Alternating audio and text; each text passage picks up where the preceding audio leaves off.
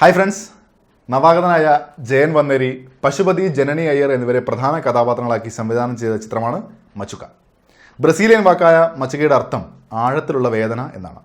ചിത്രത്തിന്റെ സംഗീതം കൈകാര്യം ചെയ്തത് ഗോപി സുന്ദർ, ഛായാഗ്രഹണം ജോമോൻ തോമസ്, എഡിറ്റിംഗ് വിജയ് ശങ്കർ എന്നിവരാണ്. രാജേഷ് കുളിർമയാണ് ചിത്രം നിർമ്മിച്ചിരിക്കുന്നത്. നിവേദിത ഹരിഹരൻ. ഞാനൊരു ജേർണലിസ്റ്റ് ആണ്. അദ്ദേഹം തന്നെയാണ് അഡ്വക്കേറ്റ് അറിവഴകൻ എന്നറിഞ്ഞപ്പോ ഞാൻ ആദ്യം ഒന്ന് ചമ്മിപ്പോയി. അഡ്വക്കേറ്റ് അറിവഴകൻ എന്ന തമിഴ് കഥാപാത്രത്തെ പശുപതി അവതരിപ്പിച്ചപ്പോൾ പത്രപ്രവർത്തകയായ നിവേദിതയായി ജനനി അയ്യരും വന്നു. ഒരു ഇന്റർവ്യൂ എടുക്കുന്നതിനായി നിവേദിത മുന്നാറിലേക്ക് വരുന്നു. അതേസമയം വീട്ടിലെ ആൾക്കാർ മകനെയും കുടുംബത്തെയും സ്വീകരിക്കാൻ എയർപോർട്ടിൽ പോയിരിക്കുകയാണ്. ഈ സമയത്താണ് ഇതേ വ്യക്തിയെ കാണാൻ അദ്ദേഹത്തിന്റെ പഴയ സുഹൃത്ത് അറിവഴകൻ കൂടെ വരുന്നത്. ഈ പശ്ചാത്തലത്തിലാണ് മച്ചുക കഥ പറഞ്ഞു തുടങ്ങുന്നത്. മുന്നാറിലെ ഒരു വൈകുന്നേരത്തോടെടുക്കുന്ന സമയം മുതൽ രാത്രി വരെ സൂര്യന്റെ പ്രകാശത്തെ വർണ്ണിച്ചാൽ മഞ്ഞയും ചുവപ്പും പിന്നെ കറുപ്പും. ജീവിതത്തോട് വർണ്ണിക്കുമ്പോൾ ആ നിറം മറ്റു പലതിനും സിംബോളിക് റെപ്രസെന്റേഷൻ കൂടെയാണ്. മനുഷ്യ മനസ്സിന്റെ വിവിധ തലങ്ങളിലേക്കുള്ള യാത്ര കൂടെയാണത്. പേരിലെ ആകർഷകത്വം അന്വർത്ഥമാക്കിയ അവതരണം തന്നെയാണ് സിനിമയ്ക്ക്. സിനിമയുടെ ഏറ്റവും പോസിറ്റീവായ കാര്യം പശുപതിയുടെ അഭിനയമാണ്. അദ്ദേഹം അവതരിപ്പിച്ച കഥാപാത്രം ഏതൊക്കെ മാനസതരങ്ങൾ ആവശ്യപ്പെടുന്നുവോ അതൊക്കെ കൃത്യമായി അവതരിപ്പിക്കപ്പെട്ടിട്ടുണ്ട്. വൈകാരിക നിമിഷങ്ങളിലെ കൈയടക്കമുള്ള പ്രകടനം. അദ്ദേഹത്തിന്റെ അഭിനയ ജീവിതത്തിൽ തന്നെ മികച്ച കഥാപാത്രം. ടെക്നിക്കൽ സൈഡിലും കൃത്യമായി ചെയ്ത സിനിമയാണ് മച്ചുക. പശ്ചാത്തല സംഗീതവും രസച്ചരട് വിട്ടുപോകാത്ത സംവിധാനവും എടുത്തു പറയേണ്ടതാണ്.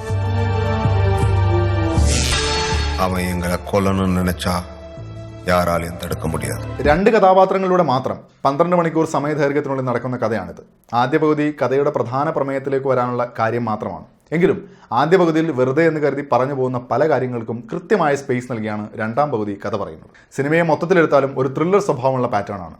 അതുകൊണ്ട് തന്നെ അല്പം ശ്രദ്ധയോടെ കണ്ട് വിലയിരുത്തുമ്പോൾ ചിത്രം കൂടുതൽ ഹൃദ്യമാവും. ഉൾക്കരുത്തുള്ളൊരു കഥാപാത്രമായി നിവേദിതയെ അവതരിപ്പിക്കുന്നതിൽ ജനനി അയ്യർ വിജയിച്ചില്ല എന്നത് ആസ്വാദനത്തെ കുറച്ചൊക്കെ ബാധിക്കുന്നുണ്ട്. പലയിടത്തും നാടകീയത നേളിച്ചു നിന്നു. സിനിമയിൽ ഒരു ഗാനമാണുള്ളത്. പശ്ചാത്തലമൊക്കെ മികച്ചതായെങ്കിലും ഗാനവും അത്ര ഹൃദ്യമായില്ല. മലയാളത്തിൽ നമ്മൾ കണ്ടുശീലിച്ച കഥ പറച്ചിലും അവതരണവും അല്ല ഈ സിനിമയ്ക്ക് എന്നതാണ് മച്ചുകയെ വ്യത്യസ്തമാക്കുന്നത്.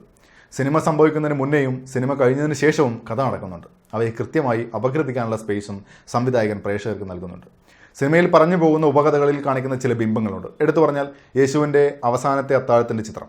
സിനിമയുടെ അവസാനം അത് വീണ്ടും കാണിക്കുമ്പോൾ ആലോചിച്ച് കൂട്ടാവുന്ന അർത്ഥതലങ്ങളും സിനിമ സമ്മാനിക്കും. കുറച്ച് ശ്രദ്ധയോടെ സിനിമ കാണുക.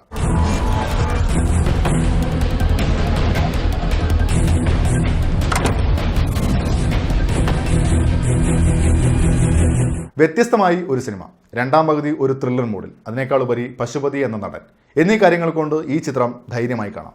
അതേസമയം തമാശയും ആക്ഷനും പ്രതീക്ഷിച്ചു പോയാൽ നിരാശയായിരിക്കും. ആദ്യ പകുതി അത്ര ചടുലമല്ല എന്നുകൂടെ ഓർമ്മിപ്പിക്കുന്നു. ഓമനക്കുട്ടൻ ലഭിച്ച സ്വീകാര്യത ഈ ചിത്രത്തിനും ലഭിക്കും എന്ന പ്രതീക്ഷയോടെ വളരെ ചലഞ്ചിങ് ആയ ഒരു സ്ക്രിപ്റ്റ് മനോഹരമായി തന്നെ അവതരിപ്പിച്ച സംവിധായകൻ ഇനിയും നല്ല ചിത്രങ്ങൾ സംഭാവന ചെയ്യട്ടെ. ഈ ചിത്രത്തിന് ഞാൻ നൽകുന്ന റേറ്റിംഗ് 7/10.